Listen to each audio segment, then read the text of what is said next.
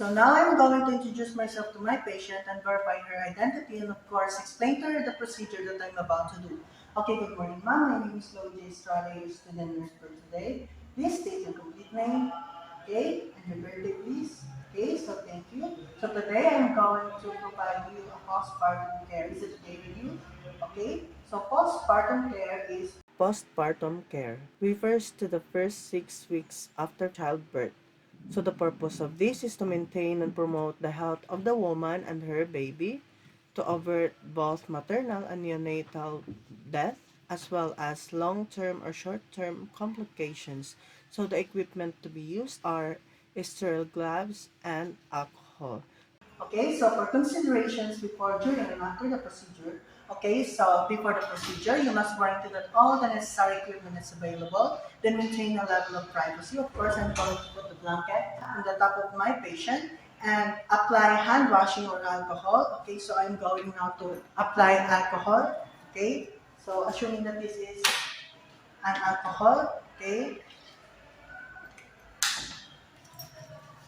so during the procedure, I'm going to assist client into a comfortable supine position and I am going to always remember all the proper body mechanics to prevent overstretching or body straining and make sure to do so. So then I'm going to do all the necessary and the correct procedure. So after the procedure, I'm going to document all the results. So now I'm going to instruct the client to void. Okay, ma'am, have you already urinated? Okay, so you already urinated. Position patient supine in bed, expose the abdomen. So this is to avoid uteral obstruction and have comfortable to the patient. Before I'm going to expose the abdomen, I'm going to ask the client if it is okay to expose her abdominal area. Observe the abdomen for contour and for appearance of stray or diastasis. This is to observe and assess the appearance of the abdomen. Okay, so the abdomen of my patient is normal.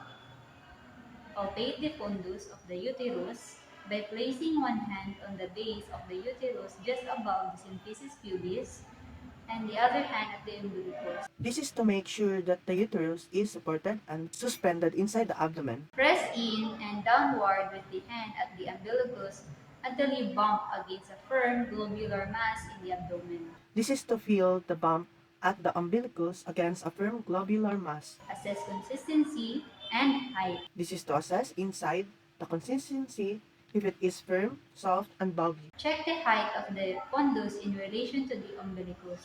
Measure the height in finger breadths.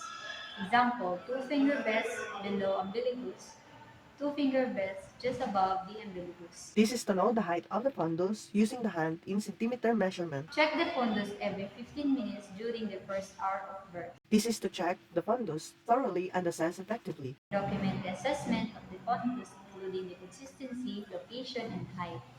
This is to have a legal record.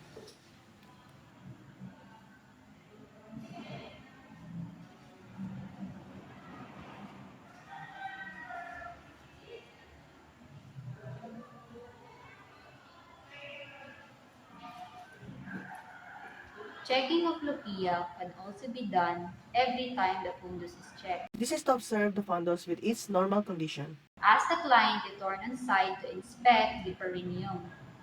Okay, ma'am, so I will start to okay. So I'm going to guide my patient.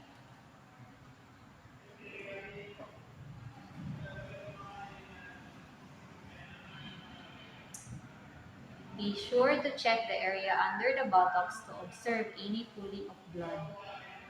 This is to have easy, accessible, and comfortable approach to the patient. Inspect for lochia discharge once every 15 minutes for the first hour and then according to the institution's policy. In order to help the client in the secretion of blood every 15 minutes. Note the character, amount, color, odor, and presence of any clots. This is to obtain and note the presence of data. Document your assessment. Report to physician for signs of hemorrhage. This is to use for future references and baseline data.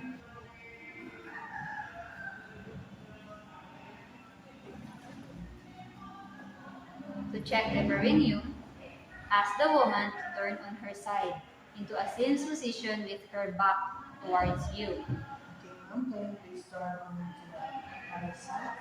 Okay, so I'm going to belly.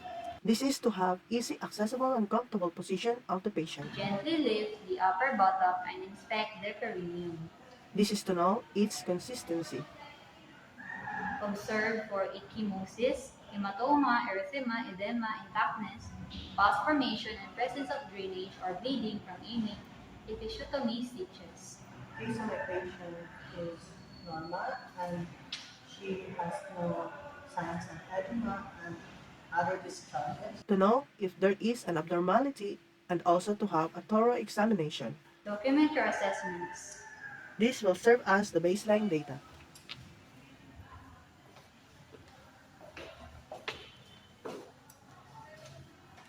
And we have to always remember that what is not written is not done. Thank you for listening.